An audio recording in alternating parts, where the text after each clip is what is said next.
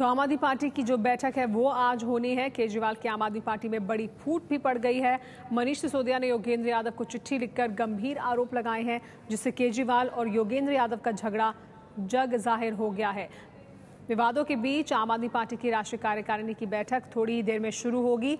हमारे साथ इस पर और ज्यादा जानकारी के लिए जुड़ गई हैं एबीपी न्यूज संवाददाता सरोज सिंह। सरोज, काफी अहमियत रखती है ये राष्ट्रीय कार्यकारिणी की बैठक, क्योंकि जिस तरह से झगड़े सामने आ रहे हैं, लोग छोड़ कर जा रहे हैं, आरोप लग रहे हैं एक दूसरे पर, वो सबसे बड़ा मुद्दा है। हार पर तो समीक्षा करेंगे ही, लेकिन इस वक्त तो बड़ा मुद्दा ये है, योगेंद्र यादव और अरविंद केजरीवाल का मतभेद भी सामने आ गया। जी बिल्कुल, और राष्ट्रीय कार्यकारिणी में इसी पर सबसे पहले चर्चा होनी है। जैसा कि हमें सूत्र बता रहे हैं कि योगेंद्र यादव का आखिर भविष्य क्या होगा, क्या योगेंद्र यादव पार्टी में बने रहेंगे, उनकी भूमिका क्या होगी, सक्रिय होगी या फिर एक मेंबर के तौर पर वो काम करते रहेंगे, पीएससी का इस्तीफा उनका मंजूर होगा या नहीं, ये तमाम पहलू है जिस पर आज चर्चा होनी है और इसी के लिए नेशनल एग्जीक्यूटिव बुलाई गई है।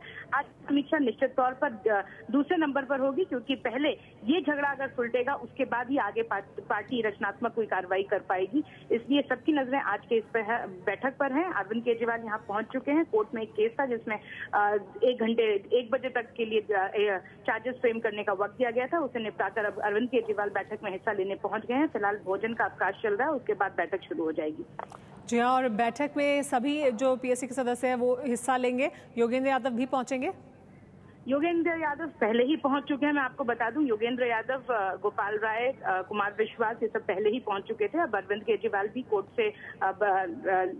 कोर्ट में मामले को दफा दफा कर यहाँ पहुंचे हैं और अब बस इंतजार इस बात का है। नवीन जयहिंद भी पहुंच चुके हैं कि जब बैठक शुरू होती है तो शुरुआत कहाँ से होती है, चिट्ठी के लीक होने से शुरुआत होती है या इस्तीफे पर विचार विमर्श किया जाता है। जी हाँ, तो ये जो बैठक है वो अब से कुछ देर में शुरू होगी। फिलहाल लंच ब्रेक चल रहा है। अरविंद केजरीवाल भी जो मानहानि का केस नितिन गडकरी ने उन पर किया, उस पर आरोप तय होने के बाद वो कोर्ट से पहुंच गए हैं आम आदमी पार्टी के दफ्तर।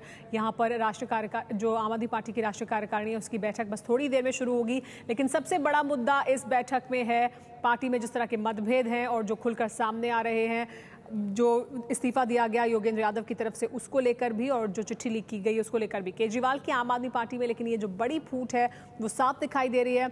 मनीष सिसोदिया ने योगेंद्र यादव को चिट्ठी लिखकर गंभीर आरोप लगाए हैं, जिससे केजरीवाल और योगेंद्र यादव का झगड़ा जग जाहिर हो गया है। पहले योगेंद्र यादव ने पीएससी को चिट्ठी लिखकर केजरीवाल और पार्टी के काम करने के तरीके पर सवाल उठाते हुए कहा था कि नेता और सुप्रीमो में फर्क होता है। मनीष सिसोदिया ने योगेंद्र यादव को लिखी चिट्ठी में इसका जवाब दिया है। और अब से कुछ देर बाद जो ये बैठक शुरू होने वाली है आम आदमी पार्टी की, उसमें सबसे अहम मुद्दा और सबसे बड़ा मुद्दा, जो सबसे बड़ी चुनौती भी है आम आदमी पार्टी के सामने इस समय, वो यही होगा जो योगेंद्र यादव की चिट्ठी उन्होंने लिखी पार्टी को और जो मनीष सिसोदिया की तरफ से चिट्ठी लिखी गई योगेंद्र यादव को। ये आम धारणा है कि आम आदमी पार्टी भी दूसरी पार्टियों की तरह व्यक्तिवाद की शिकार हो रही है। अरविंद भाई पार्टी के नेता हैं, इसमें किसी को कोई शक नहीं है, लेकिन नेता और सुप्रीमो में फर्क होता है।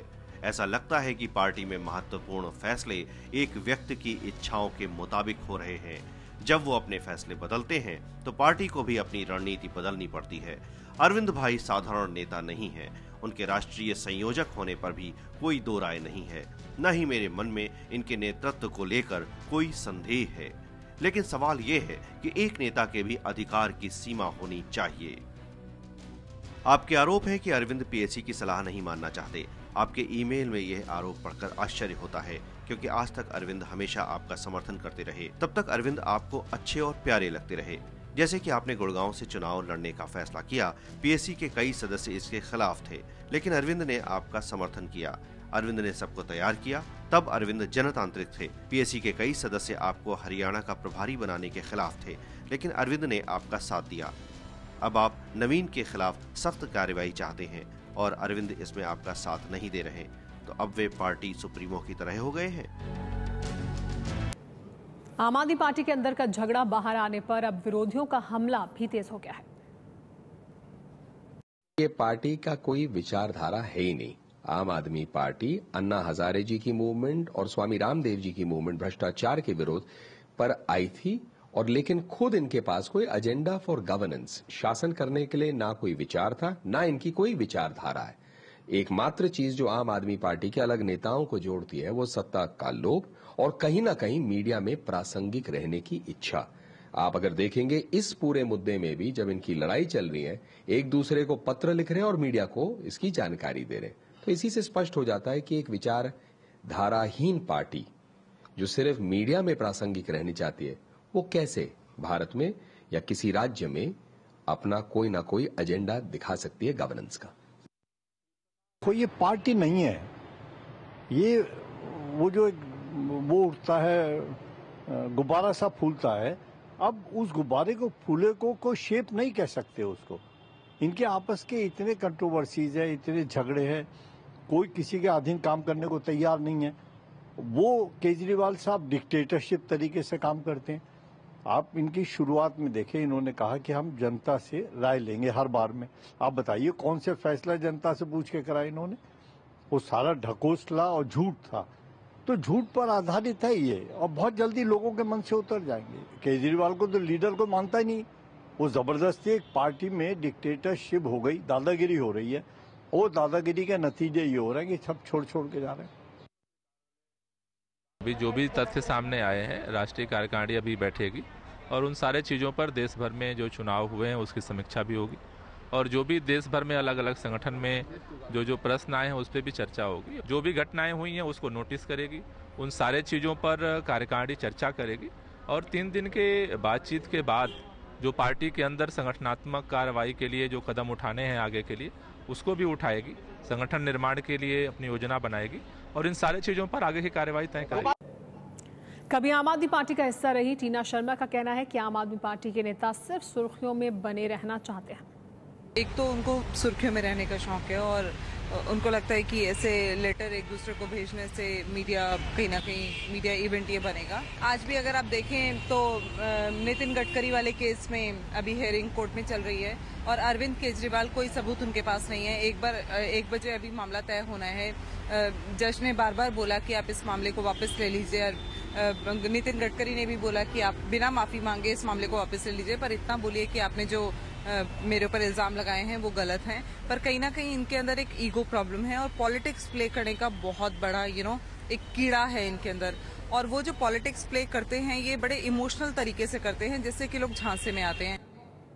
आम आदमी पार्टी के अंदर चल रही उठापटक पर संगरूर से चुने गए सांसद भगवंत मान का कहना है कि जल्द ही विवाद सुलझा लिए जाएंगे। आम आदमी पार्टी की एक मीटिंग चल रही है, वहां पर पहले से ही आम आदमी पार्टी के कुछ बड़े नेताओं के बीच चिट्ठियों के जरिए वाकयुद्ध चल रहा है। हम बात करते हैं भगवंत मान, जो सांसद आम आदमी पार्टी के। भगवंत मान साहब, ये बताइए, आपकी पार्टी में सब कुछ ठीक नहीं चल रहा है। योगेंद्र यादव, मनीष सिसोदिया के चिट्ठियों के जरिए बातचीत हो रही है, या कहें वाकयुद्ध चल रहा है, क्या कहेंगे? कोई ऐसी बात नहीं है, बड़े नेता हैं, नीतिकार हैं हमारी पार्टी के, और वो जो कुछ कर रहे हैं वो सोच समझ कर ही कर रहे होंगे, और चिट्ठियों के जरिए ही अगर ठीक हो जाए तो अच्छी बात है।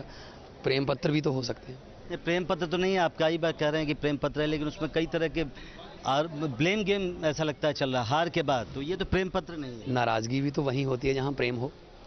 हर किसी से तो नाराजगी भी नहीं व्यक्त की जा सकती, तो कोई ऐसी बात नहीं है, सब कुछ ठीक हो जाएगा। नहीं, लेकिन बाकी पार्टियों से मुख्तलिफ होने की आप लोग बात करते थे, यहाँ भी तो हार के बाद वही ब्लेम गेम चल रहा है कि आपने काम नहीं किया। आए तो हम उसी सिस्टम में रहते हैं।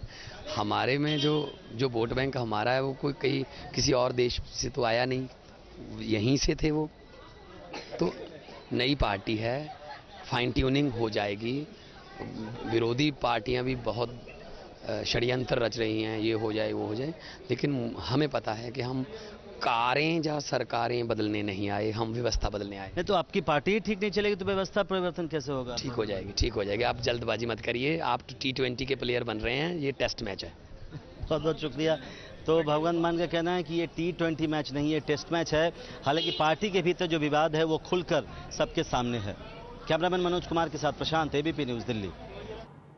योगेंद्र यादव ने केजरीवाल के काम करने के तरीके पर सवाल उठाए तो सिसोदिया ने अपनी चिट्ठी में योगेंद्र यादव को लेकर गंभीर सवाल उठा दिए। आपको दिखाते हैं मनीष सिसोदिया की वो पूरी चिट्ठी जो उन्होंने योगेंद्र यादव को लिखी है। आदरणीय योगेंद्र भाई, पिछले 15 दिनों से आपके और नवीन जयहिंद के बीच बहुत ही गंदा झगड़ा चल रहा है। दुख की बात है कि आप लोग ये झगड़ा पब्लिक और मीडिया के बीच कर रहे हैं। इससे पार्टी की लगातार बदनामी हो रही है। इससे भी ज्यादा दुख की बात यह है कि आप नवीन जयहिंद के खिलाफ सख्त कार्रवाई करवाना चाहते थे। आपकी मर्जी के खिलाफ कार्रवाई न होने पर आप जबरन अरविंद को इस लड़ाई में घसीट रहे हैं। मोटे तौर पर आपके आरोप हैं कि अरविंद पीएसी की सलाह नहीं मानना चाहते। आपके ईमेल में यह आरोप पढ़कर आश्चर्य होता है, क्योंकि आज तक अरविंद हमेशा आपका समर्थन करते रहे। तब तक अरविंद आपको अच्छे और प्यारे लगते रहे। जैसे कि आपने गुड़गांव से चुनाव लड़ने का फैसला किया, पीएसी के कई सदस्य इसके खिलाफ थे, लेकिन अरविंद ने आपका समर्थन किया। अरविंद ने सबको तैयार किया, तब अरविंद जनतांत्रिक थे। इसके पहले भी जब आप हरियाणा के प्रभारी बनना चाहते थे और आप ये भी चाहते थे कि पार्टी आपको हरियाणा में मुख्यमंत्री के उम्मीदवार के रूप में प्रस्तुत करे, पीएसी में कई साथी इसके खिलाफ थे, तब भी अरविंद ने आपका समर्थन किया था। तब भी अरविंद जनतांत्रिक थे। अब पार्टी हरियाणा में बुरी हालत में पहुंच गई है। कार्यकर्ता आपके और नवीन जयहिंद के खुलेआम झगड़े के बारे में लगातार बताते रहते हैं।